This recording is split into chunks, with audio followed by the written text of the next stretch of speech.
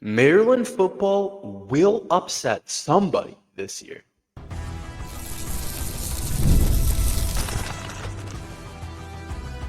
You are Locked On Terps, your daily podcast on the Maryland Terps, part of the Locked On Podcast Network. Your team every day. What's up, everyone? I'm Tre Moore, host of Locked On Terps, part of the Locked On Podcast Network, your team every day. So thank you guys for making us part of your day. And today's episode is brought to you by FanDuel. Football season is around the corner. Visit FanDuel app today and start planning your future bets now. Maryland football, I think, is going to upset at least one top 25 team this coming year. I think there's a really good opportunity, and we're in it now. It's basically college football season. There's games this weekend. There's a Big 12 game. It's like I want to say it's Kansas State and somebody else. I don't know why I'm forgetting the other team, but it's like a top 25 game. That is going to be big. Kansas State and Iowa State this weekend, which is going to be really interesting. I'll definitely be watching that on Saturday. There's a couple other interesting games that I'll keep my tab on, watch a couple, because anytime the season starts off and it's the first real football you get, you're going to watch a little bit of it. Really, no matter who the teams are. There's like Idaho State and UNLV, Fresno State and Kansas are playing. Sam Houston and Western Kentucky. There's some interesting types of games. Stanford plays as well. Those are the games that are on the schedule. So there's definitely some interesting games that are going on this weekend. So we're in it now. It's that time of year where we're playing the actual games. And so we're going to start talking about real football. Like next week, we'll start talking about an actual opponent, which is definitely kind of crazy. We'll start talking about an actual team we're playing instead of, oh, this guy's going to look good in camp, or this guy's done that, or, oh, this is a position battle. Like, we're going to start to get real answers. We'll dive into FAU. I don't know much about them right now. I don't know really who their quarterback is. I don't know really anything about FAU right now. But next week, we'll dive into that and talk about that first home game, see where we're at with that. But there are some interesting things going on, of course. And I kind of, after looking through the schedule, I feel like I've said this year after year and it hasn't really came true, but I think this year it really can. I think Maryland football has a good chance at upsetting somebody this year. I think there's a good opportunity for that. And when I'm talking upset, I don't mean be like a top 5 team. That's not this type of Maryland football team. This team's not like a top 25 team where Maryland football, we consider an upset like a top 10 team. Like, that's not what it is. I think an upset can be really anybody in the top 25. I think for Maryland football, I would consider like a big upset. Obviously, when we go to Wisconsin on September 20th, and they're probably the home favorite by maybe 5 or 6 points, and if we beat them, I don't know if I would consider that like a big upset. Like, obviously, we have the opportunity to do something like that this year, but I think beat one of these teams that are ranked in the preseason poll for college football that a lot of people are talking about being really good teams. And I think there's a couple different teams that I look at that we have the opportunity to beat, the opportunity to play with. Instantly, I see Indiana on the schedule, and I'm like, okay, that's a team that we really could end up beating. I really believe that that's a team that we could end up beating. And Indiana's a top 25 team this year. And so I definitely think they're going to be good. Like, don't get me wrong. But that Indiana team's a team that we could 100% upset. They're ranked 20th in the nation, which is definitely pretty solid for an Indiana program that has kind of turned it on recently. Last year, obviously, made the college football playoff, has done some good things, and we're going to play a lot of former players when we play Indiana. But I think we have a good shot at upsetting them. I think they have this new kid, Fernando, at quarterback that's supposed to be pretty good. They have Elijah Sherrod on the outside. That's a good player. Roman Hemby's not even projected. I'm looking at a projected depth chart.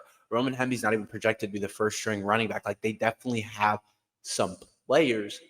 But this Indiana team, I think, up front, they're just going to be decent. I don't think they're going to be elite. And anytime we put a team with good skill guys on the outside, but their defensive or offensive line isn't elite like when you think of elite offensive lines in the Big Ten or defensive lines, you think Michigan, you think Oregon. Anytime you play a team like that, I think you're going to have the opportunity to win. But I think out of the three teams that I'm kind of thinking of, I think Indiana might, actually, never mind. Yeah, Indiana, I think, probably has the best chance, not the least chance, because we play them at home, which I think is huge for a Maryland team. And we play them on November 1st, so it's pretty late onto the season. And there's another big part of the reason why I think that we can actually end up surprising an Indiana team. We get them after our bye. I think that's big. And Mike Locksley, which honestly could be bad, but Mike Locksley has not been good after buys. He hasn't been. We know this every time I feel like we have a bye. It just doesn't go right. Something goes bad. We lose. Like it just doesn't. It doesn't go right. But I think that I'm hoping Locksley has figured this bye thing out. And I'm thinking when we play Indiana after the bye, we're going to be well rested coming off the UCLA game. We're going to be in a much better spot than they are to be able to win that game. I think there's an opportunity to win that game at home. I do. I think we can. I think even last year, like we could score on their defense. We just couldn't stop them. And I think if our defense can be a little bit better, I do think we can have the opportunity of beating them. And it also could be a look ahead spot for Indiana. They have Penn State on November 8th. They could look ahead to that game. I think there's an opportunity there to beat Indiana. And then another team that I think we can beat on the schedule that's a top 25 team, a really highly rated team this year is Illinois. They're sitting at 12 in the poll. 12 for Illinois. Like that's high for an Illinois team. And I know a lot of people are high in their quarterback, Luke Altmaier, and think he's going to be good. But again, I just think Illinois' talent, when you compare it to Maryland, yeah, it's good. Yeah, it's a team that you have to be worried about. Yeah, it's a team that has gotten a lot better. And a lot of people think they're going to be good in the Big Ten and all this and that.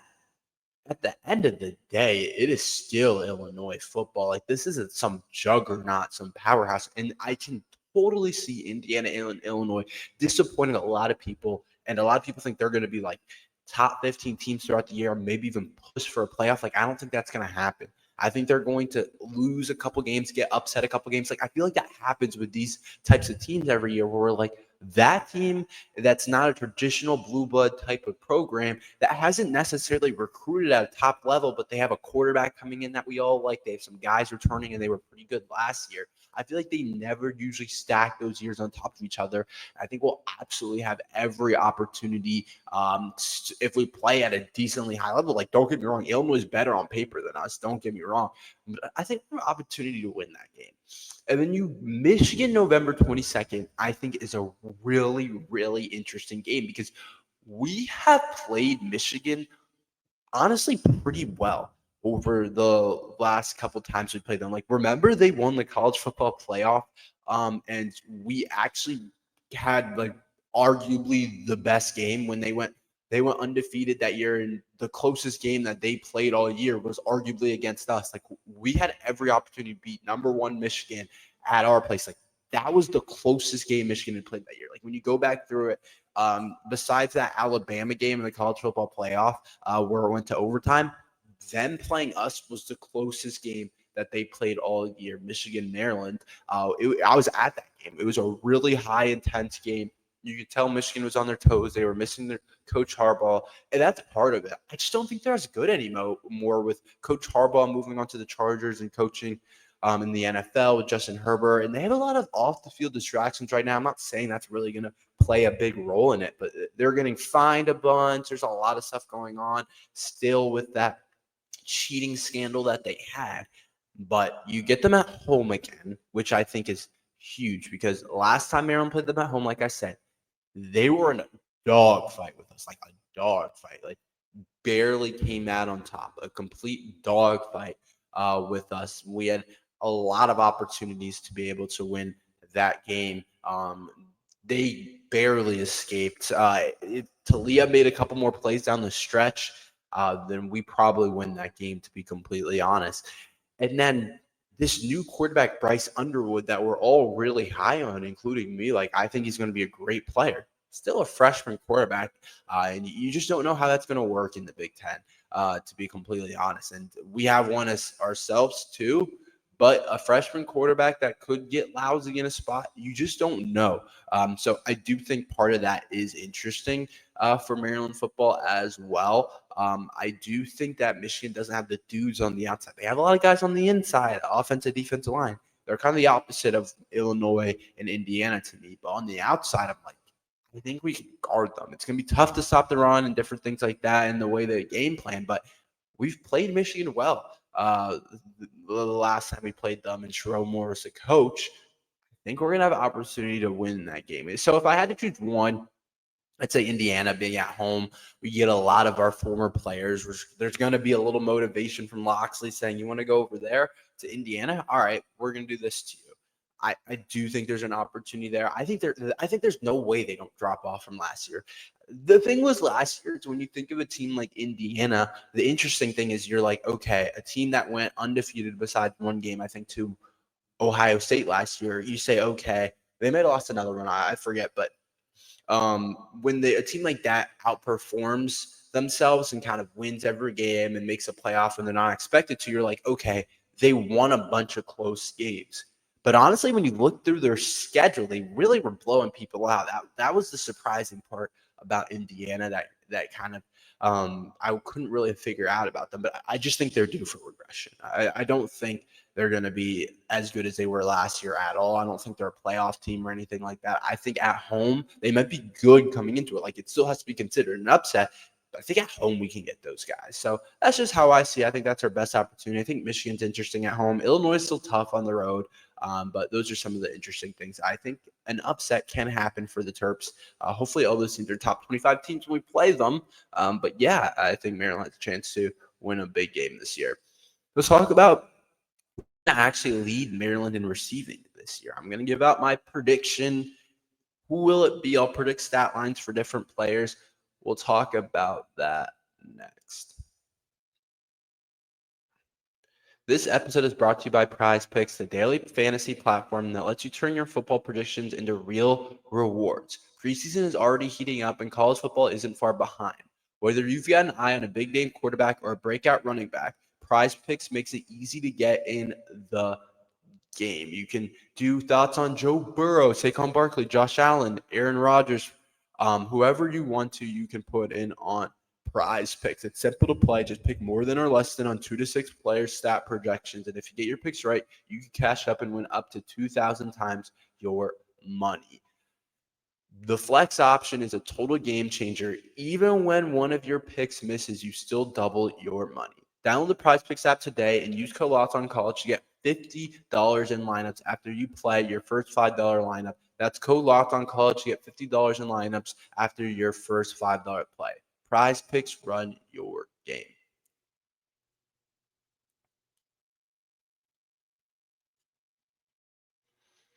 If you're trying to stay on top of your routine, whether that's workout, long days on campus, or staying focused through back-to-back classes, hydration is where it all starts, and that's where Drip Drop comes in. When I'm on top of my hydration, I notice everything works better. My energy, my mood, my focus, even my skin. But getting enough fluids every day isn't always easy. That's why I've been loving Drip Drop. Drip Drop is a doctor-developed and scientifically proven for fast hydration. It uses the perfect balance of sodium, electrolytes, and glucose to help your body absorb fluids quickly, delivering 3 times the electrolytes and half the sugar off a leading sports drink. There's so many different flavors to try, so make sure you guys get on this Drip Drop. It's a game changer after a workout or on those extra busy days. I've tried a lot of electrolyte powders, but nothing tastes as good as or works as good as or fast as Drip Drops. I've always keep a few packets in my backpack, and it saved me more than once from a midday crash. Right now, Drip Drop is offering Locked On listeners 20% off your first order. Just head to dripdrop.com and use promo code LOCKEDONCollege. That's dripdrop.com, promo code LOCKEDONCollege for 20% off. Stock up now before the heat hits hard. So I want to talk about who will lead our team in receiving, because I feel like I keep going back and it's between 3 guys for sure. It's between Dorian Fleming, coming over from Georgia State, a talented tight end, rated our highest rated player, honestly, on the college football game. I don't know how much you guys really count that for. But for me, it kind of symbolizes a little bit that people think he's our best player on just the team, which I think is something that still hasn't kind of sunk in with me, how good he actually could be, because he's a transfer. We haven't seen him do it at the Big Ten level, but he could potentially break out. And if I think whoever our quarterback is, I think it's Malik. I've said that a billion times. You guys know where I stand on that. But I think Malik Washington's going to like throwing Dorian Fleming the football. I do. I think he's just going to be a matchup nightmare. It's going to be really hard. I think he's going to get open in the tight end spot over the middle of the field, and that's a lot of areas I think Malik's going to look at. So he's your number one guy. He's one of three that we're going to be looking at that can lead our team in receiving. The other two are both receivers. You guys know who they are. Octavian Smith, heading into his senior year. Is he going to make that jump that we're kind of all expecting? Like, we've already kind of written in Octavian Smith senior year jump.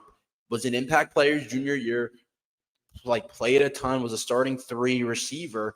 But we're looking for another jump now that Typhon and Caden Prather aren't here. And I think that a lot of people are excited about Octavian Smith because he's played a lot while he's been here. And so he knows kind of the system, he knows what to do. He knows, obviously, we have a different offensive coordinator, some different stuff like that, but he understands what it is to actually play in the games. But also, I think his talent is really top notch. Like, this isn't a kid that just hasn't really got on the field because he's like good at the technical stuff, but he's not the most talented kid in the world.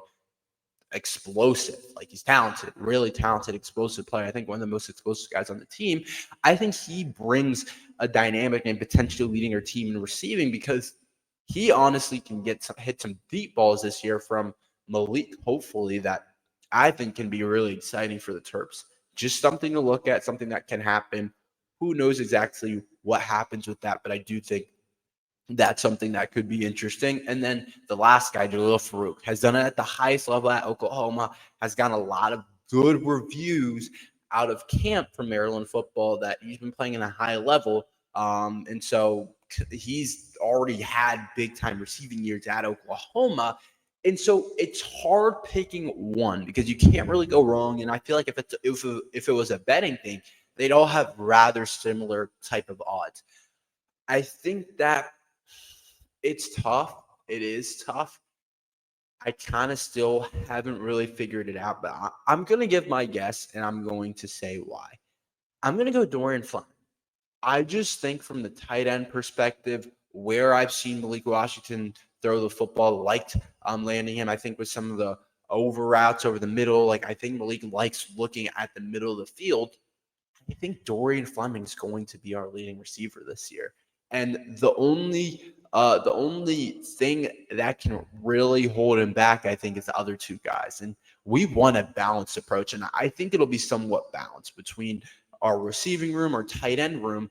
But when you think about it, I think we've had tight ends in the past that it's always like two guys kind of competing with each other. Like last year, two guys competing with each other for touches. So it's like Dylan Wade, we like his receiving game. We think he could be a really good tight end, but Preston Howard's also pushing him.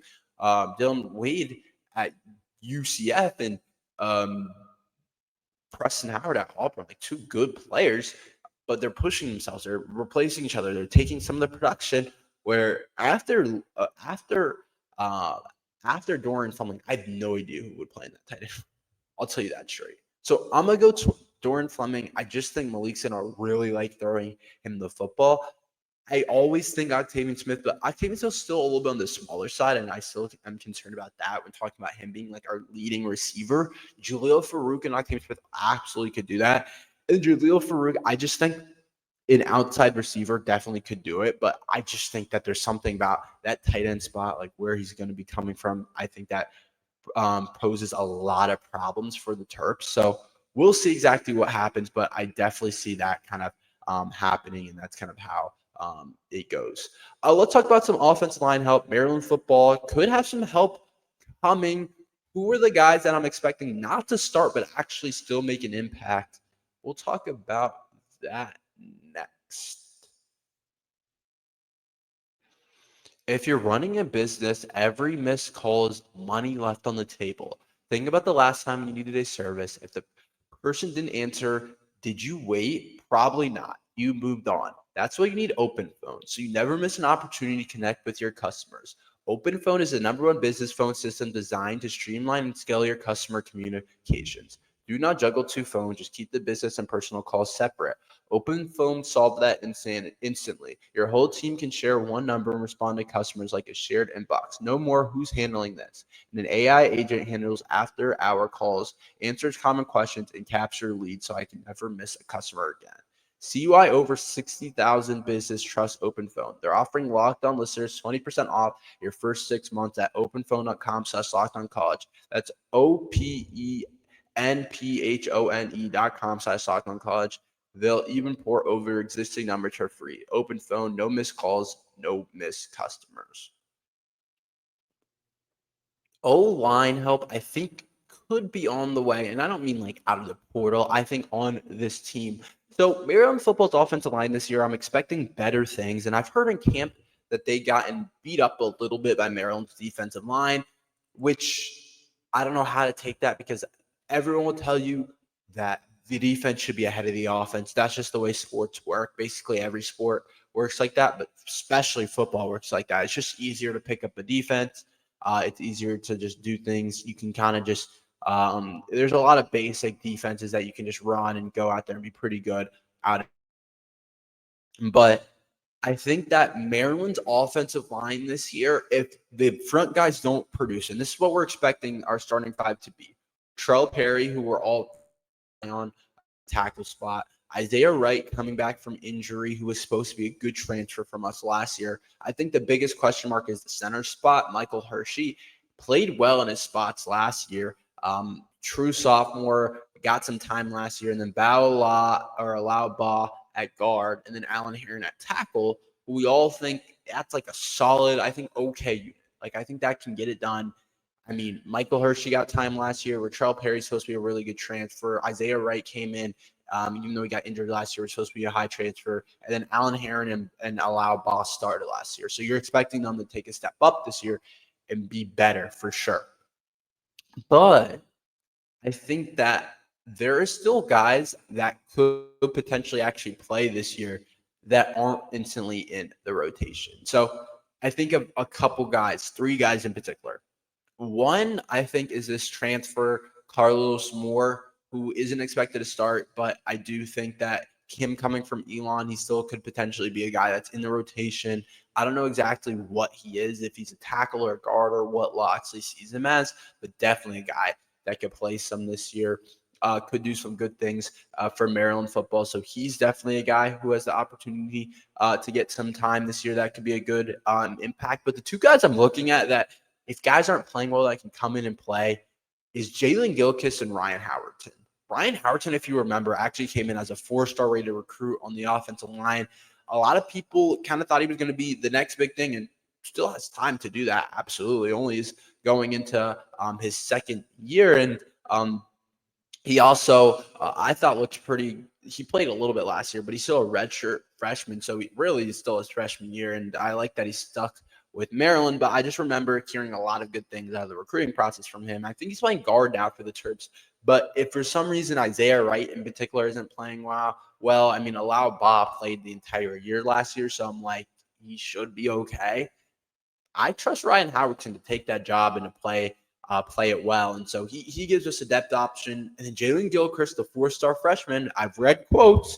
He's looked good. He's looked as advertised.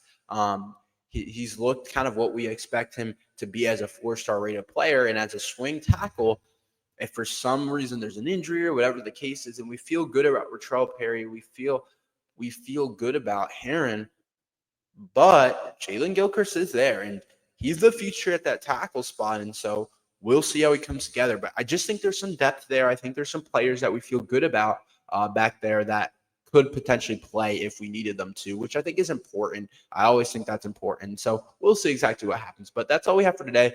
Thank you guys for listening to Locked on Terps. Make sure you like and subscribe. We're here every day talking Maryland football and basketball. So thank you guys for listening to Locked on Terps.